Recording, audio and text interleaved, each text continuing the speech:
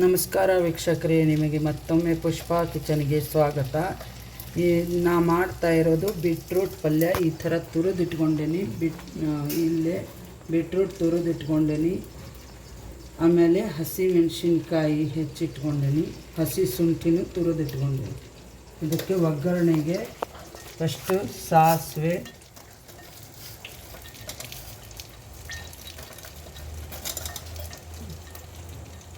ಜೀರಿಗೆ, ಆಮೇಲೆ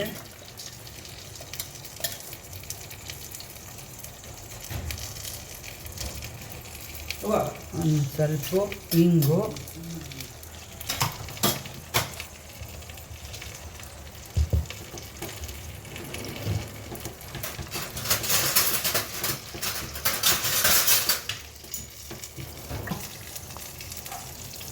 ಇದು ಕಡಲೆಬೇಳೆ ಒಂದು ಸ್ಪೂನು ಉದ್ದಿನಬೇಳೆ ಇದನ್ನು ಹಾಕೋಬೇಕು. ಇದನ್ನು ಚೆನ್ನಾಗಿ ಫ್ರೈ ಮಾಡಿದ್ಮೇಲೆ ಹಸಿ ಮೆಣಸಿನ್ಕಾಯಿ ಕರಿಬೇವು ಹಾಕೋಬೇಕು.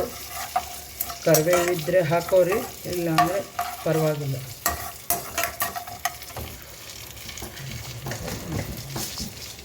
ಹಸಿ ಮೆಣಸಿನ್ಕಾಯಿ ಆಮೇಲೆ ಅದರ ಜೊತೆನೇ ನಾನು ಹಸಿ ಶುಂಠಿ ಹಾಕ್ಕೊಂಡು ಬಿಡ್ತಾಯಿದ್ದೀನಿ.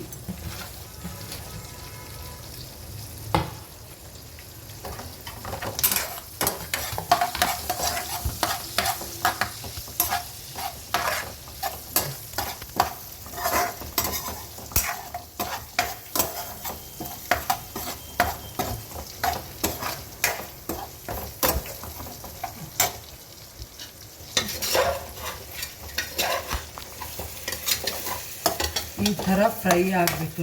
ಇದಕ್ಕೆ ಇದು ಬೀಟ್ರೂಟ್ ಪಲ್ಯ.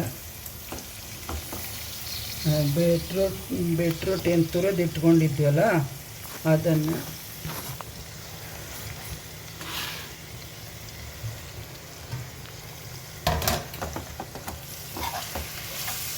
ಇದೆಲ್ಲ ಒಟ್ಟಿಗೆ ಮಿಕ್ಸ್ ಮಾಡ್ಕೊಂಡು ಬಿಡಬೇಕು. ಇದಕ್ಕೆ ಅರಿಶಿನ ಹಾಕ್ಕೋಬೇಕು. ಆಮೇಲೆ ರುಚಿಗೆ ತಕ್ಕಷ್ಟು ಉಪ್ಪು.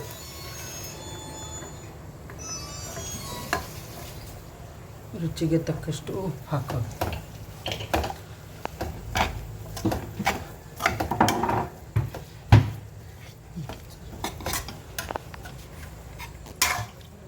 ಇದನ್ನು ಚೆನ್ನಾಗಿ ಹಾಗೆ ಬರೀ ಎಣ್ಣೆಲೆ ಮೇಲೆ ಏನಾರ ಮುಚ್ಚಿಬಿಟ್ಟು ಬೇಯಿಸ್ಬೇಕು.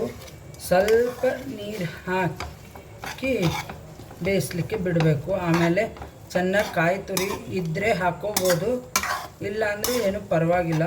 ಬೇಸಿಗೆದಾಗ ಹಾಕಲಿಲ್ಲ ಅಂದರೆ ಕಾಯಿ ತುರಿ ಹಾಕಿದರೆ ಚೆನ್ನಾಗಿ ರುಚಿ ಚೆನ್ನಾಗಿ ಬರುತ್ತೆ ಪಲ್ಯ.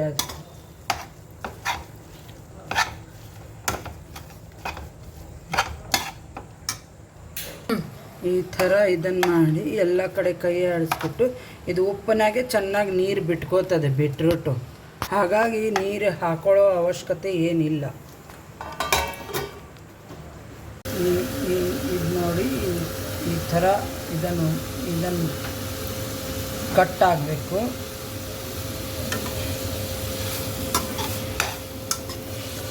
ಚೆನ್ನಾಗಿ ಈ ಥರ ಬೇಯಿಸಿದೆ. ಇದಕ್ಕೆ ಚಪಾತಿ, ಅಕ್ಕಿ ರೊಟ್ಟಿ ಅದಕ್ಕೆ ಚೆನ್ನಾಗಿರುತ್ತೆ.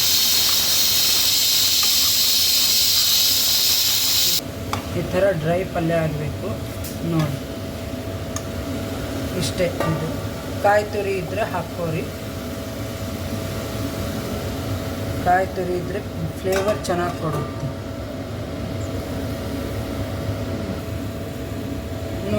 ಮಾಡಿ ನೋಡಿ, ಚೆನ್ನಾಗಿರುತ್ತೆ. Thank you. ಸಬ್ಸ್ಕ್ರೈಬ್ ಮಾಡಿ, ಶೇರ್ ಮಾಡಿ, ಬೆಲ್ ಬಟನ್ ಕ್ಲಿಕ್ ಮಾಡಿ.